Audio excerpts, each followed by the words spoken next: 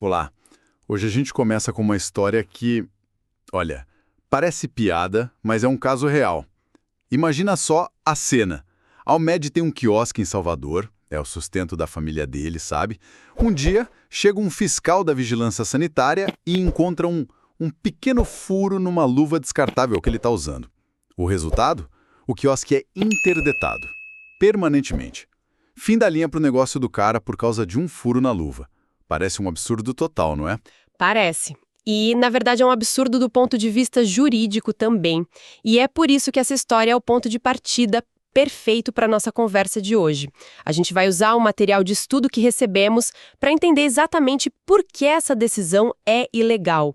A missão aqui é mergulhar em alguns princípios que, apesar de não estarem lá escritos de forma explícita na Constituição, eles são a base de tudo na administração pública. Falo da razoabilidade, da proporcionalidade e também da continuidade dos serviços. Ok, vamos vendar isso então. Começando pelo começo. O Ahmed foi vítima de uma falta de razoabilidade, de proporcionalidade.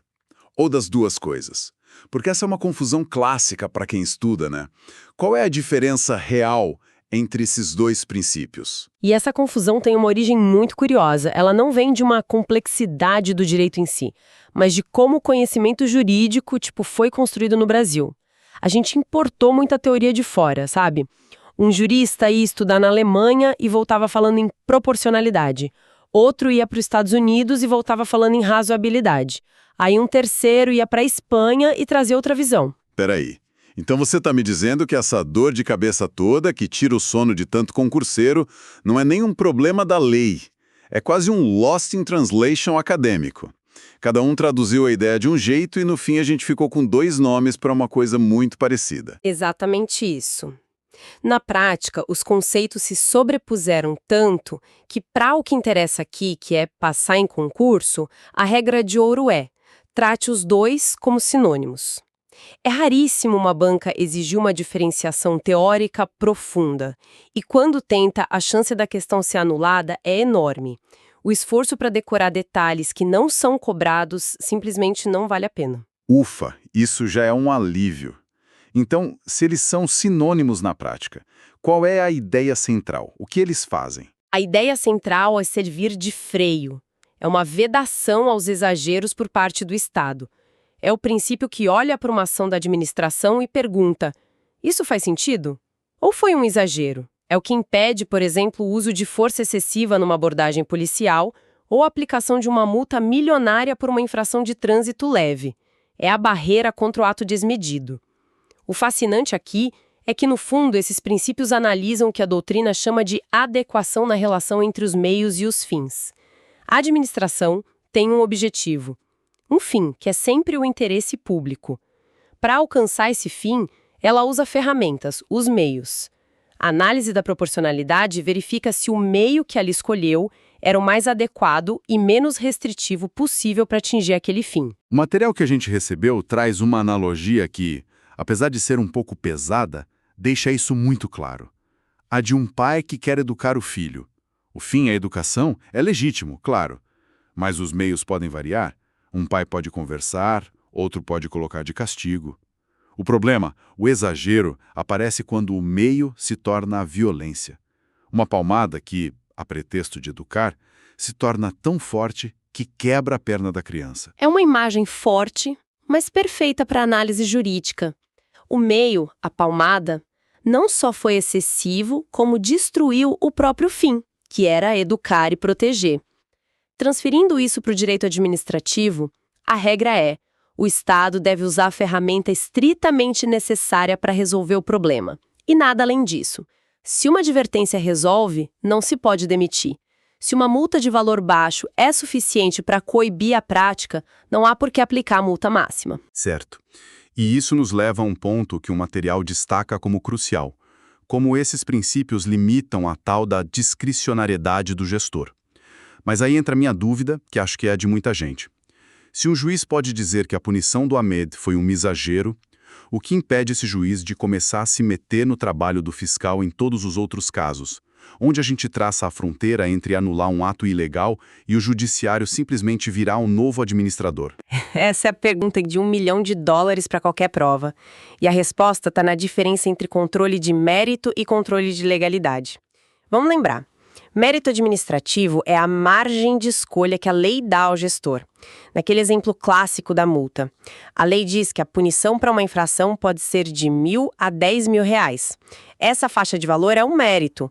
O gestor pode escolher qualquer valor aí dentro. Ok, a margem de escolha dele. Isso. Agora imagina que ele aplica a multa máxima, 10 mil, tanto para uma infração super leve quanto para uma gravíssima. Ele usou a margem de escolha dele, certo? Sim. Mas ele fez isso de forma desproporcional. Ele tratou situações desiguais como se fossem iguais. E é aí que está o pulo do gato. Um ato desproporcional não é considerado uma escolha ruim ou inconveniente dentro da lei.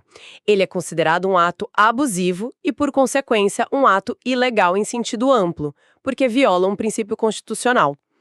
Ah, então a mágica está em reclassificar o problema. O que à primeira vista parece uma escolha de mérito do gestor é, na verdade, um ato que extrapolou os limites da lei, um ato ilegal, e o judiciário só controla a legalidade. Isso muda tudo para quem estuda para concurso. Exatamente. O juiz não diz, eu acho que a multa deveria ser de 5 mil, não de 10.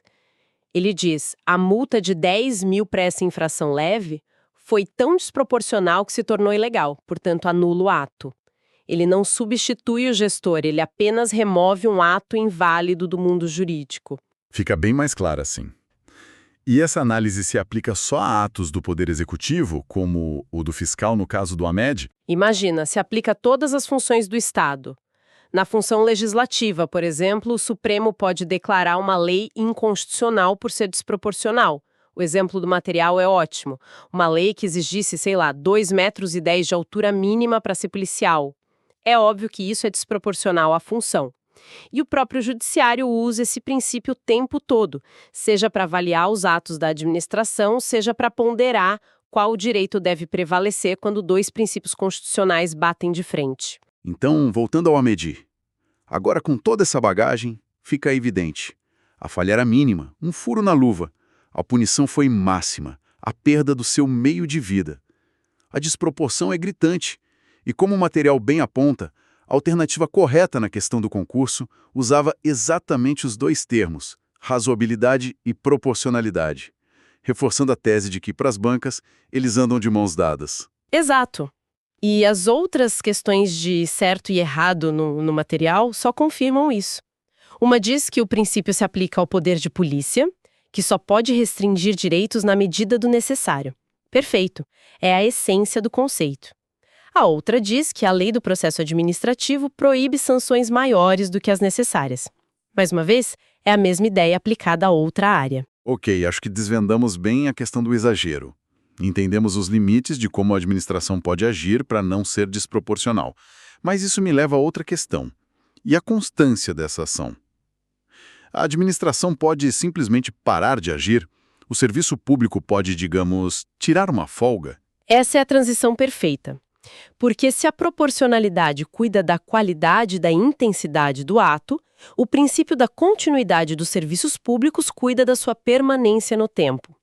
E a resposta para sua pergunta é: não. Em regra, o serviço público não pode tirar folga. Todo mundo que mora em cidade grande sabe o caos que vira quando os motoristas de ônibus entram em greve. O trânsito para, as pessoas não chegam ao trabalho, à escola, ao hospital. É o exemplo mais palpável do que acontece quando um serviço público para. Exatamente. Esse exemplo captura a essência do princípio.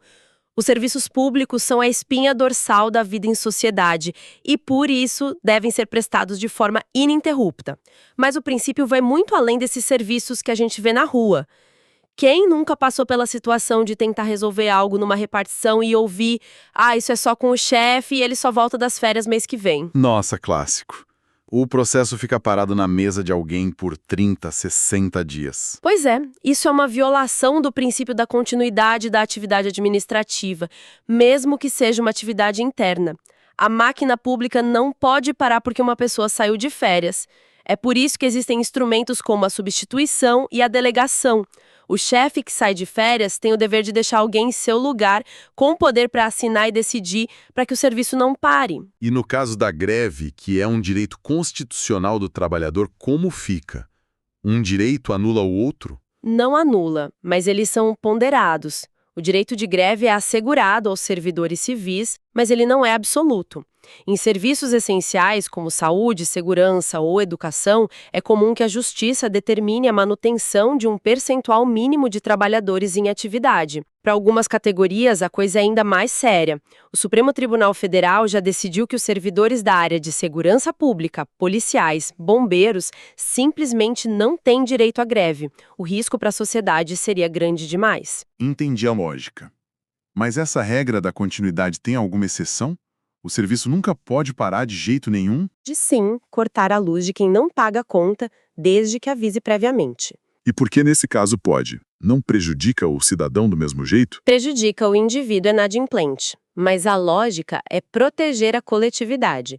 Se a empresa não pudesse cortar o serviço de quem não paga, o custo dessa inadimplência seria dividido entre todos os outros consumidores, aqueles que pagam em dia. Seria injusto com a maioria.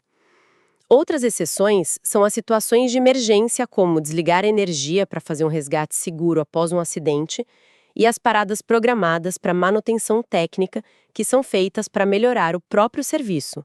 A condição, neste último caso, é sempre o aviso prévio à população. Vamos ver como isso funciona nas questões.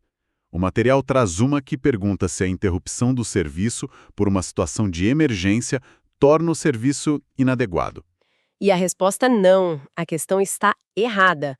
A emergência é justamente uma das exceções que justificam a interrupção. A parada é feita para proteger um bem maior, como a vida das pessoas. Portanto, não há que se falar em serviço inadequado. A outra questão é mais direta.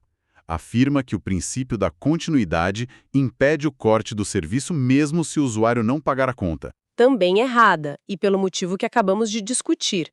A inadimplência é a principal exceção à regra. A lei permite a suspensão justamente para garantir a saúde financeira do sistema e tratar todos os usuários com isonomia. É um dos tópicos favoritos das bancas sobre esse tema. Excelente. Então, fazendo um resumo da nossa conversa.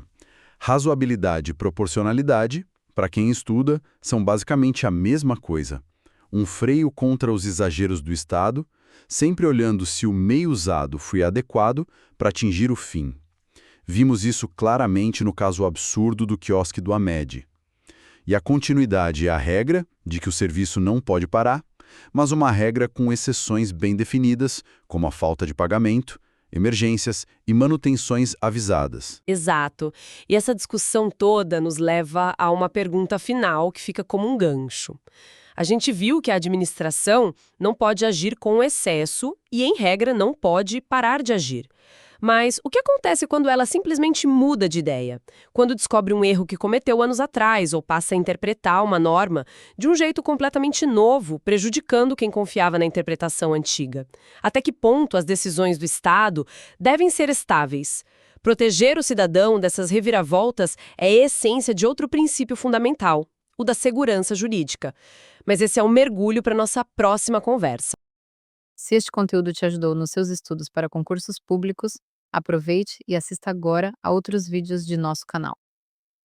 Aqui você encontra material gratuito, dicas de estudo e conteúdos atualizados para concursos públicos. Inscreva-se no canal, ative o sininho para não perder nenhuma aula, compartilhe com outros concurseiros e deixe seu comentário com dúvidas ou sugestões. Pode Passar Cast, conteúdo certo para quem estuda para passar em concurso público.